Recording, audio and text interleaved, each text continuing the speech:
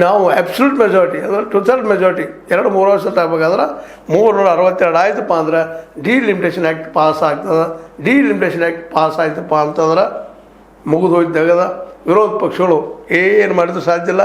ಯಾಕಂದ್ರೆ already election commission ನ್ಯಾಯಾಂಗ ಸಹಿತ ಈ ಆಡಳಿತಾರೂಢ ಪಕ್ಷದ ಪರವಾಗಿ ನ್ಯಾಯಗಳನ್ನು ಕೊಡೋದನ್ನು ನಾವು ನೋಡ್ತಾ ಇದ್ದೀವಿ.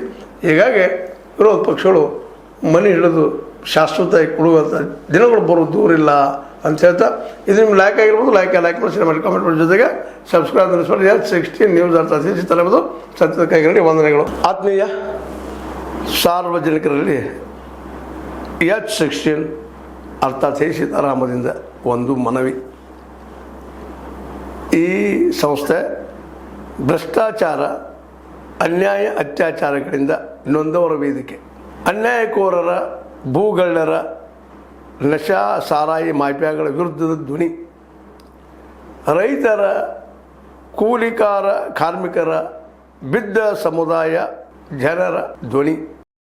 ಬೆಂಬಲವಾಗಿ ನಿಂತು ತನುಮನ ಧನದ ಸಹಾಯಕ್ಕೆ ಸಾರ್ವಜನಿಕರಲ್ಲಿ ಕೋರಿಕೆ.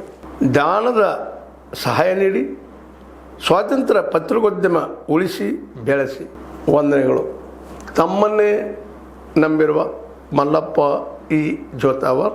ಈ ಕೆಳಗಿನ QR ಸ್ಕ್ಯಾನ್ ಮಾಡಿ ಅಥವಾ ಈ ನಂಬರ್ ಅಂದರೆ 7411402405ಗೆ ಇಲ್ಲ 9686864852ಗೆ ನೀವು ಫೋನ್ಪೇ ಮಾಡಿ, ಪೇಟಿಎಮ್ ಮಾಡಿ ಅಥವಾ ಇನ್ನಾವುದೇ ಮಾಧ್ಯಮದಿಂದ ಗೂಗಲ್ ಮೂಲಕ ಸಹಾಯ ಮಾಡಿ ಈ ಪ್ರಾಮಾಣಿಕ ಪತ್ರಿಕೋದ್ಯಮವನ್ನು ಉಳಿಸಿ ಅಂತ ಮತ್ತೊಮ್ಮೆ ಮನವಿ.